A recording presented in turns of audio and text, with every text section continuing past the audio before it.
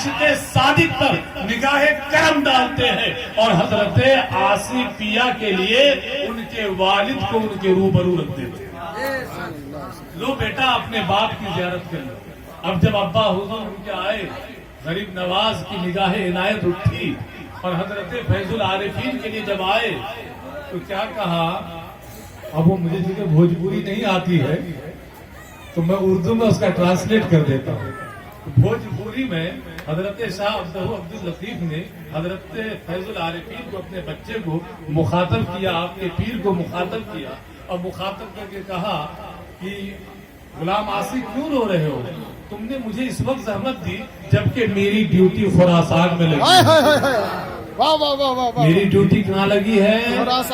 خراسان میں لگی ہوئی ہے.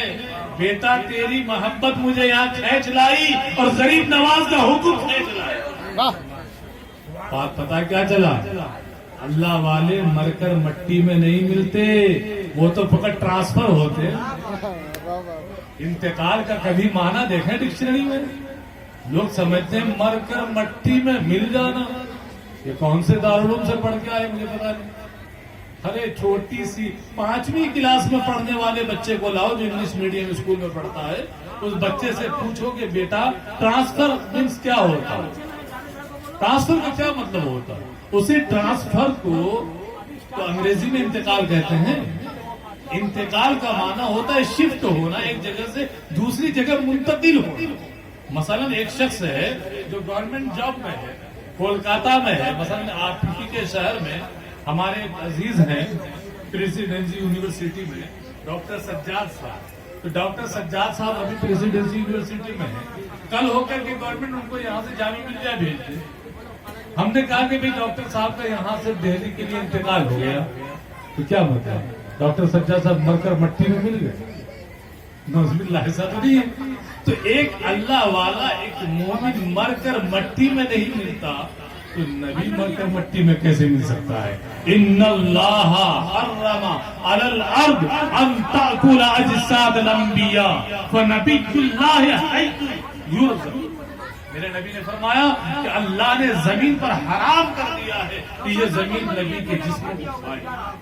اللہ کا نبی زندہ ہوتا ہے. پھر کیا ہوا, حضرت فیض العارفین پر غریب نواز کا کرم ہوا. تو اگر ان پر کرم ہوا تو آپ فیض العارفین کے دامن کرم سے وابستہ ہیں. آپ غریب نواز کی چوکھٹ پہ جا کر اگر جبھی سعی کریں اور عقیدت کے ساتھ, پورے اخلاص کے ساتھ اگر آپ پکاریں تو کیا آپ کی پکار وہ نہیں سنیں گے؟ دینے والی ذات تو بے شک اللہ کی ہے, مگر دلانے والی ذات تو اللہ کے محبوبوں کی ہے. اللہ کے ان محبوبوں سے لینے کا ہمیں شعور نہیں ہے, ہمیں سلیقہ نہیں ہے. جن لوگوں کو سلیقہ آتا تھا انہیں وہ نوازتے تھے. اب وہاں سے چلے, آج تاریخ کون سی ہوئی ہے؟ چاند کی تاریخ بتائیے نا. 20 21ویں کی سب لگ گئی ہے جی. اب اس 21ویں کی نسبت سے بتاتا ہوں حضرت ڈاکٹر صاحب, دعاؤں کی دعا کرتے رہے آپ, میں نہیں بول رہا ہوں, وہ حضرات بلوا ہے, دعا کیجیے آپ.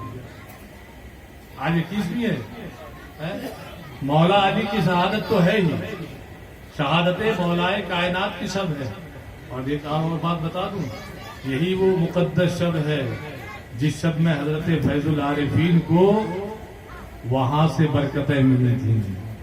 شاید آپ کو یاد نہ ہو, جب آپ غریب نواز کی بارگاہ سے واپس آئے تھے ناگپور, تو ناگپور کے اندر علامہ ارشد القادری رحمت اللہ علیہ جس ادارے میں رہا کرتے تھے زمانے میں, 1952 میں آزادی کے 7 سال بعد 1952 میں علامہ حافظ ملت کی ایما پر جمشید پور گئے تھے.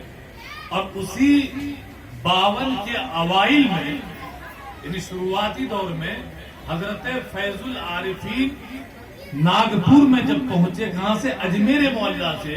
ادھر حضرت خواجہ حسن رحمت اللہ علیہ بھینسوڑی شریف سے ناگپور پہنچتے ہیں.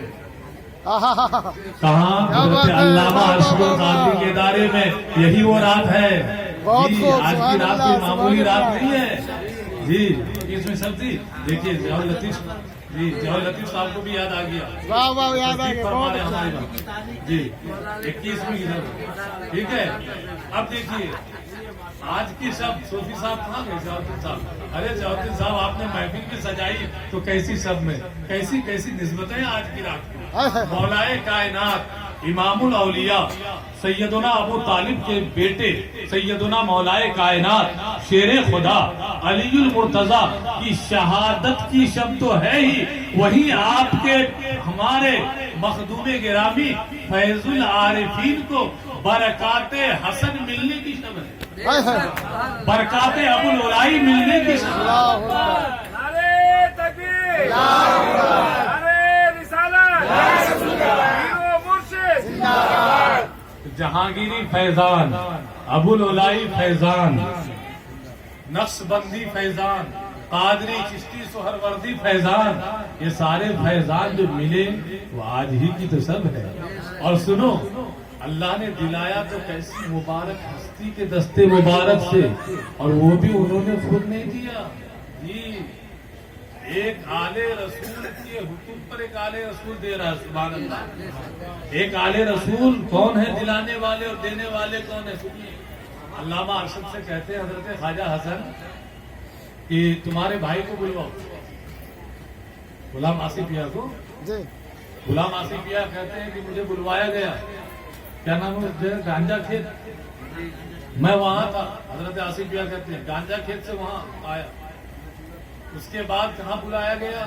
چلو تاج آباد شریف چلتے ہیں. حضرت بابا سید تاج الدین ناگپوری رحمت اللہ علیہ کی بارگاہ, وہاں فیصلہ ہونا ہے. حضرت کا جو حکم ہوگا, مغرب کا وقت ہے, تشریف فرما ہوئے, اور حضرت نے اشارہ کیا غلام آصف کو شعر سناؤ. غزل سننے کا من کر رہا ہوگا, اور صوفیہ تو جانتے ہیں آپ کہ غزل یہ محفل سما ان کی غذا ہوتی ہے.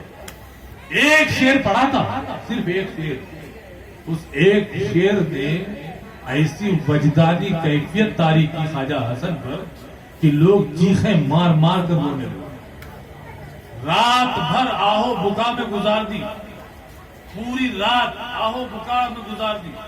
حضرت خواجہ حسن نے بھی اور مریدین نے بھی رات بیٹھ گئے چوکھٹ کے سامنے اور کہا کہ میاں, کسی نے کہا کہ حضرت آپ کی یہ عمر مبارک, یہ بڑھاپا, یہ بزرگی, حضرت خواجہ حسن سے کہاں رامپور اور کہاں ناگپور, اتنی دور سے اتنی دور کیسے چلے آئے؟ تو خواجہ حسن نے کیا فرمایا تھا کہ ان جناب کے لیے, ان جناب کے لیے پاپڑ میلے جا رہے ہیں سر. اگر یہ دیکھیے یہ جو نام چمک رہا ہے, آپ کے مرشد کی بات ہو رہی ہے, آپ کو تو طرف جانا چاہیے.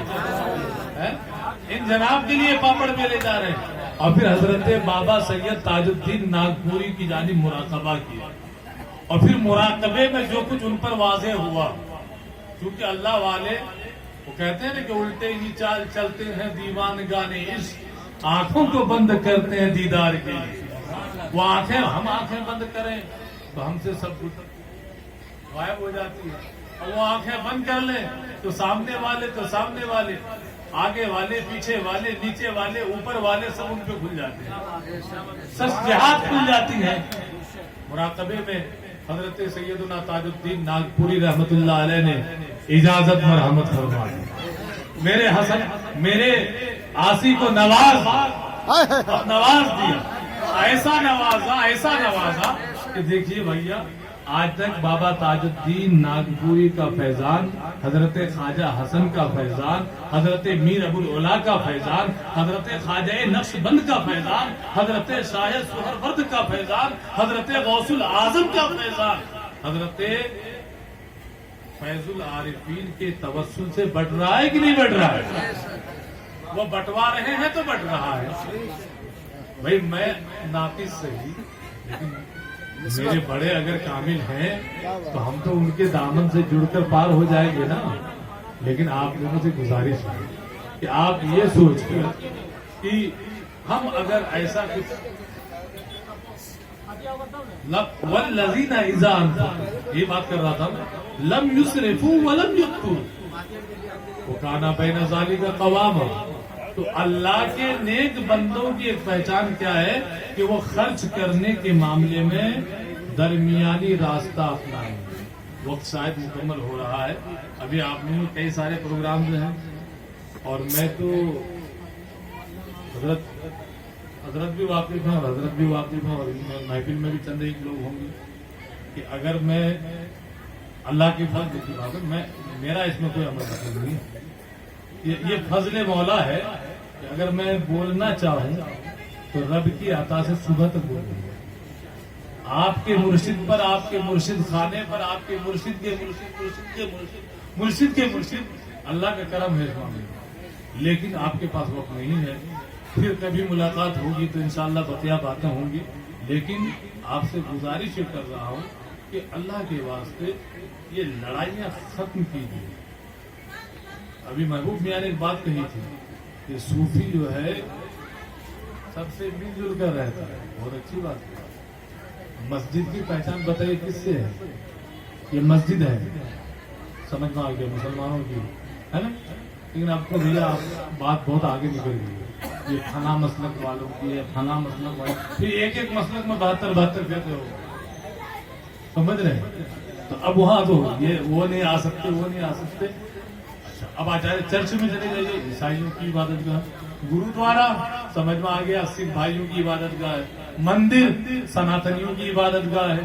تو مندر کی پہچان سناتنیوں سے ہے, مسجد کی پہچان توحید پرستوں سے ہے, چرچ کی پہچان کرسچینٹی سے ہے, عیسائیوں سے ہے, عیسائیت سے. مگر خانقاہ کی پہچان, خانقاہ کی پہچان انسانوں سے ہے. یہاں تو مسلمان بھی آئے گا, یہاں چرچ والا بھی آئے گا, مندر والا بھی آئے گا, گرودوارا والا بھی آئے گا, اور آستھک تو آستھک ہے, ناستک بھی آئے گا. جس کی آستھا کسی سے نہیں جڑی ہو, وہ ناستک ہو, وہ بھی آئے گا. اور صوفی ہر ایک کو سینے سے لگائے گا. کیوں؟ اس لیے کہ صوفی برائیوں سے نفرت کرتا ہے, وہ برے لوگوں سے نفرت نہیں کرتا. وہ شرابی سے نفرت نہیں کرتا, وہ شراب سے نفرت کرتا ہے. وہ جوے سے نفرت کرتا ہے, وہ جواریوں سے نفرت نہیں کرتا. وہ تو جواریوں کے حق میں اللہ کے حضور دعائیں کرتا ہے, راتوں میں جگ جگ کر ان کے لیے دعائیں کرتا ہے. کیونکہ صوفی جانتا ہے کہ میں جن کا وارث ہوں, میں جن کی نیابت کا بوجھ اپنے کندھے پہ میں نے اٹھایا ہے, رسول ہاشمی ذی وقار صلی اللہ علیہ وسلم, وہ نبی طائف میں پتھر کھا کر بھی یہ کہہ رہے ہیں اللہم اہد قومی فإنہم لا یعرفون. اے میرے اللہ, میری قوم کو ہدایت کی راہ پر ڈال دے, یہ میری عظمتوں کو پہچان نہیں رہی ہے. نبی نے پتھر کھایا ہے, پتھر مارنے والے, لہو لہان کرنے والے, نبی کے جسد اقدس سے خون بہانے والے نبی کے اپنے نہیں ہیں. مگر نبی نے کیا فرمایا؟ اللہم اہد قومی, اے میرے اللہ میری قوم. یہ نہیں کہا ہندو قوم, نان مسلم قوم, میری قوم.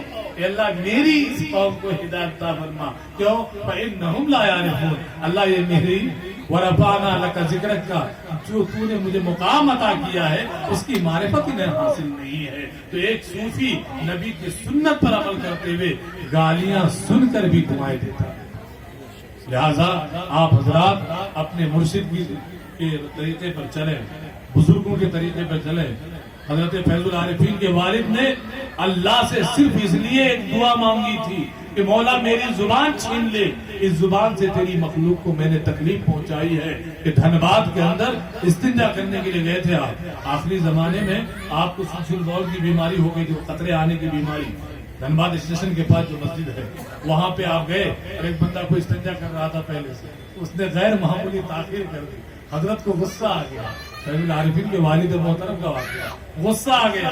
تو اسی غصے کے عالم میں جب وہ استنجے سے فارغ ہوا تو آپ نے انہیں ڈانٹ دیا اور کس کے ڈانٹ دیا. پھر اس کے بعد جب وہ بندہ چلا گیا تو آپ کو احساس ہوا کہ نہیں میں نے غلط کیا, اللہ کے مخلوق کو تکلیف پہنچائی. اس کو ڈانٹا ہے اتنی تیزی کے ساتھ تو ضرور تکلیف ہوئی ہوگی. اور اس سے قبل دھنباد میں مدن نام کا جو وہ تھا آٹا کی چکی والا, اس سے یہ کہہ دیا تھا کہ تیری چکی کو آگ لگ جائے. تو آگ لگ گئی. گفت اللہ بول گرچہ الحلقوم میں عبداللہ بول. کیوں کہا تھا وہ پورا واقعہ مجھے معلوم ہے لیکن میں بیان نہیں کر رہا ہوں وقت بتا. جی 11ویں شریف کا جو اناج ہوتا تھا اس کا دسترخوان اس کا برتن فاتحہ والا بالکل الگ تھلگ ہوتا تھا. اب وہ غلہ آپ نے آٹا پیسنے کے لیے دیا اور اس بیچارے کے یہاں تو کنکر آٹے میں آ گئے. تو حضرت نے کہا کہ بھائی تجھے آٹا پیسنے کے لیے میں نے کیوں دیا تھا, یہ کنکر کہاں سے آیا؟ تو اس کا لہجہ تھوڑا ٹھیک نہیں تھا تو اس نے غلط لہجے میں بات کی اور کہا کہ آپ انہی کے گیہوں میں شامل ہوگا, میں کیوں ڈالوں گا. تو اس نے جو بدتمیزی والا جو لہجہ اپنایا تو اللہ کے بندے کو جلال ہے. اور جب اللہ والا جلال میں آتا ہے پھر کیا ہوتا آپ کو بتائیے. اور اسی جلال کی کیفیت میں آپ نے کہا کہ تیری چکی کو آگ لگ گئی, اور پھر چکی کو آگ لگ گئی. آپ وہاں سے ہٹے, آگ لگی, مدن بھاگتا ہوا آیا حضرت کی بارگاہ میں. حضور, اب وہ چونکہ نان مسلم تھا وہ قدموں میں گر گیا سیدھے. اب بولا شریمان مجھے معاف کر دیے مہاراج, میں غریب تو مارا جاؤں گا, میری تو روزی روٹی ہی اس سے وابستہ ہے. آپ نے کہا کہ آگ لگ جائے, اس میں تو آگ لگ گئی. آپ نے کہا جا نہیں آگ بجھ جائے, آگ بجھ گئی. سبحان اللہ سبحان اللہ. آگ لگ جائے تو آگ لگ گئی, آگ بجھ جائے تو بجھ گئی. اور ادھر یہ بات آپ کی بیوی نے کہا کہ جی آپ تو کمال کرتے ہیں, کچھ بھی بول دیتے ہیں.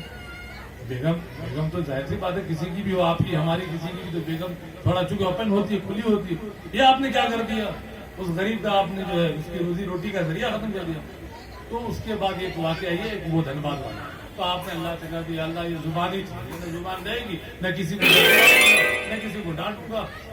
اب اس کے بعد تقریباً 6 ماہ زبان بند رہی. اب دیکھیے صوفی صاحب آپ کے لیے آپ ہی جیسا کوئی مستان تھا اور ان کا نام تھا مولوی اسماعیل. وہ پہنچ گئے حضرت کی بارگاہ میں, بولے حضرت میری بچی کا رشتہ پکا ہو گیا ہے, یہاں پر بیٹیاں بہنیں بھی موجود ہیں, آپ بھی جو ہے اللہ کے ولیوں سے محبت کریں اور آپ بھی عبادت کریں, اللہ آپ کو بھی مقام دے. من عمل صالحا من ذکر او انثى وهو مؤمن فلنحيينه حیاة طیبہ. قرآن نے وعدہ کیا ہے مقام پر, عظمت پر, اللہ کی قربت پر مردوں کی اجارہ داری نہیں ہے. ایسا نہیں ہے کہ اللہ تعالیٰ صرف مردوں کو ہی اپنی قربت اپنی معرفت عطا فرماتا ہے, عورتیں بھی اگر محنت کر لیں عبادت کر لیں. میرے رب نے فرمایا کہ من عمل صالحا من ذکر او انثى, وہ ذکر ہو مرد ہو یا عورت ہو, وہ مومن, شرط یہ ہے کہ وہ ایمان والا ہو, ایمان والی ہو. فَلَنُحْيِيَنَّهُ حَيَاةً طَيِّبَةً, ہم اسے ضرور پاکیزہ زندگی عطا فرمائیں. کیا عورتوں میں آپ نے رابعہ بصری رحمۃ اللہ علیہ کا نام نہیں سنا؟ سبحان اللہ. کیا مقام تھا, کیا عزت تھی.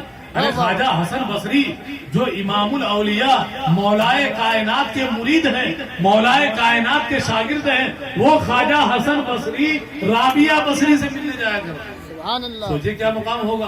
اچھا تو مجھے واضح نہیں کر رہا تھا, بات مکمل کر رہا ہوں. اب اس کے بعد جو بتانا مقصود تھا کہ آپ کا سلسلہ, آپ کا پیر خانہ, آپ کے پیرانے طریقت.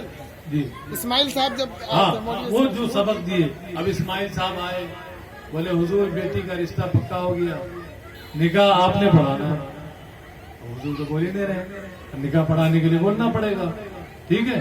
اب دیکھیے اللہ کے رسول صلی اللہ علیہ وسلم کی ایک حدیث ہے, المسلم من سلم المسلمون من لسانه ويده.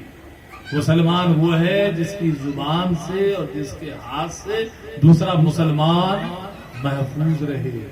اور یہی حدیث مسند امام احمد بن حنبل میں ان لفظوں کے ساتھ آئی ہے, المسلم من سلم الناس من لسانه ويده, کہ مسلمان وہ ہے کہ جو اپنے ہاتھ سے اور اپنی زبان سے پوری انسانی برادری کو محفوظ رکھے, تکلیف نہ پہنچائے.